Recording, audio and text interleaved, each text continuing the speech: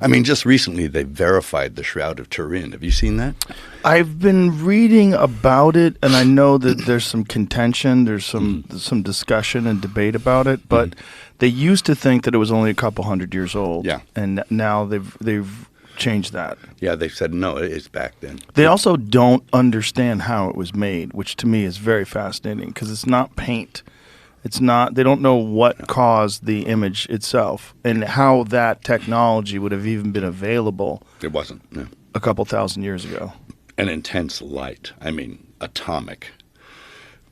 To leave almost like a photographic imprint on a piece of cloth. Yeah. And it's wild. Pull that up. Pull the Shroud of Turin up. Oh yeah. It's wild to look at because it's so interesting. Oh yeah. And you can see it that it depicts a first-century Hebrew male because the hairstyle was from the first century, and a Hebrew hairstyle, that he was about 6 feet tall, that he was completely scourged all over his body. He was crucified. That's it there. The one on the left is the one on the right is just like an artistic rendition. AI recreation. That's the face. Yeah, click on that one. The face. Yeah, that's good enough. Get that large. That's fucking crazy. Yeah, yeah. Scourged, beaten. Yeah. The wounds on the thorns, the hands, the feet, and the scourging, and the hairstyle was from the first century, and the pollens that they found in the cloth were from that region. Yeah.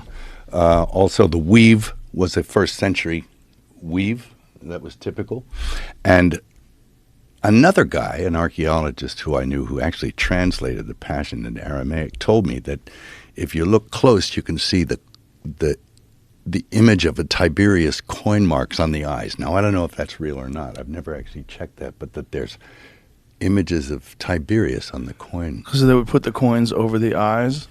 Yeah. So that would date it.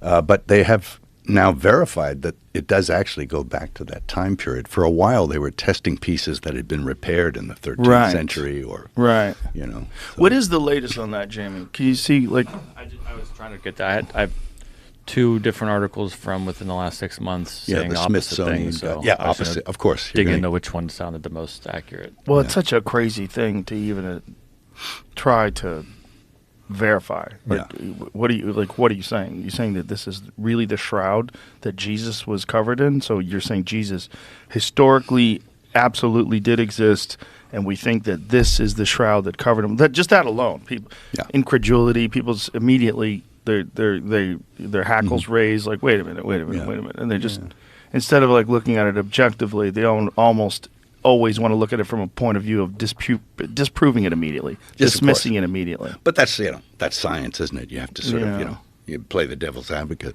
and that's okay. Go for it.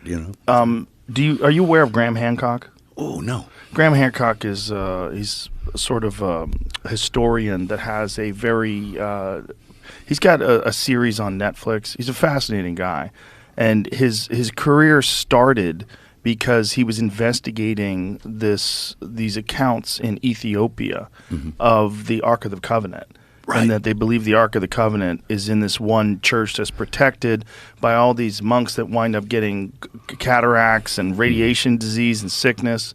And they think that it's because they're protecting this Ark of the Covenant, this actual thing, that it's an actual physical thing that's there. And if you touch it, you get zapped. Yeah, and that even being in its presence fucks these people up. Maybe. Who knows? I mean, it's got to be someplace, right? They buried it. They lost track of it. Yeah. But, man, it used to be. And all the stories are, if you even touched it, you fall over, because it was constructed electrically somehow. Yeah, like what is that? What's in there? Why is it giving people cancer if they're really protecting it? I think it's the actual structure of the container it's in that is the problem. That's my thought on it. I could be wrong. But I think inside it they have things from like when Moses was like manna and, stuff like that they managed to keep from, like, for example, they say that that Golgotha, the place where the crucifixion happened, it's called Golgotha, the place of the skull, because that's where Adam's head is buried. Really? Yes, and that it's also perhaps the same place. And it tells you it's kind of in the same area where Abraham almost sacrifices Isaac. Oh. So it's interesting. Yeah. And it's and the cross, when in any artistic depiction, at the foot of the cross, underneath it is the skull, representing the skull of Adam. Huh. So it's interesting. Yeah. Yeah, there it is. Yeah. That's the skull of Adam, huh? Yep. Wow. Place of the skull, memory, myth, in the chapel of Adam. What did you find on the Shroud of Turin, Jamie?